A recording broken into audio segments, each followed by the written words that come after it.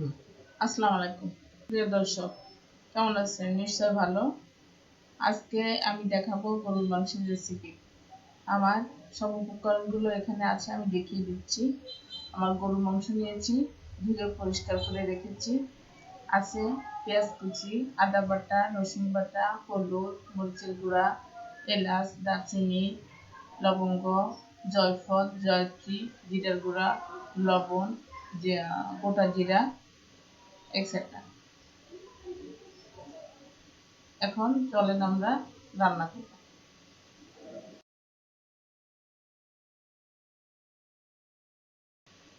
চুলার উপরে কড়াই দিয়ে দিলাম, এবার তেল দিয়ে দিলাম।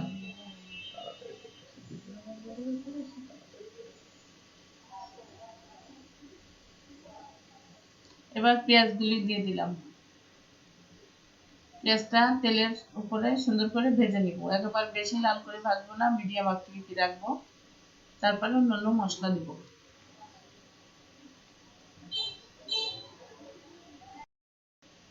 আদা বাটা, রসুন বাটা,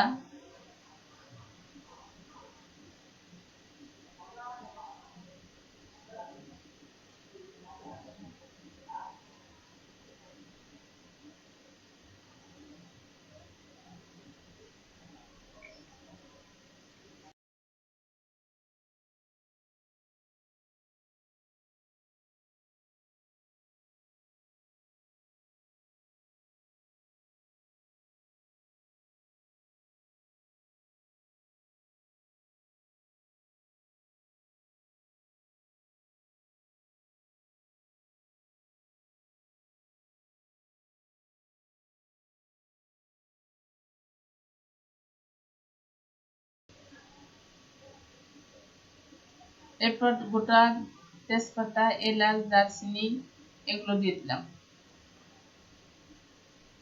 একটু পানি দিয়ে দিলাম। পানি দিয়ে এবার কিছু সময় কষিয়ে নেব।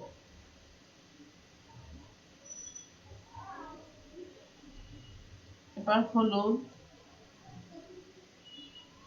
মরিচের গুঁড়া,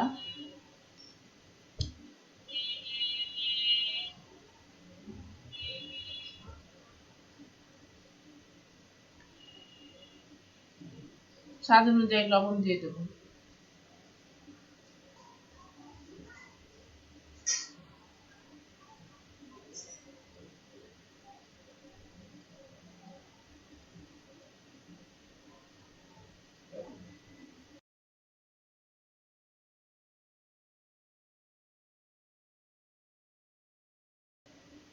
এটাকে সুন্দর করে কষিয়ে এবার আমি কষানো শেষ হয়ে গেলে মাংসটা দিয়ে দিব।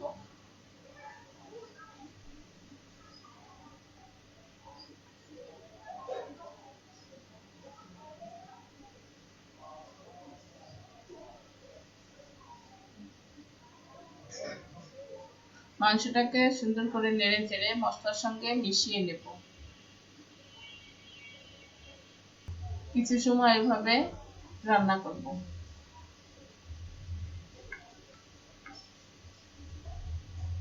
এবার একটু পানি দিয়ে দিলাম।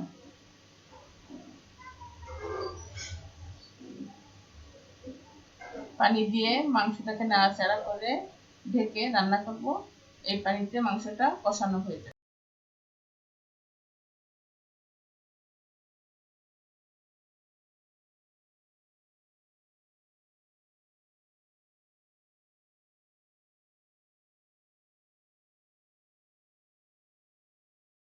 মাংস রান্না প্রায় শেষ হয়ে গেছে, পানি শুকিয়ে গেছে। এখন আমি নামিয়ে ফেলবো।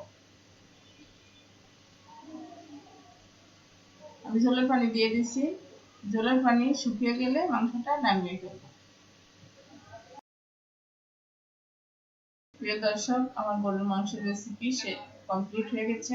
এখন আপনারা আমাকে লাইক, কমেন্ট, শেয়ার করবেন এবং একটা সাবস্ক্রাইব করবেন, যাতে পরবর্তী রেসিপি দিলেই আপনারা সহজে পেয়ে যেতে পারেন আর বাসায় ট্রাই করবেন। ধন্যবাদ।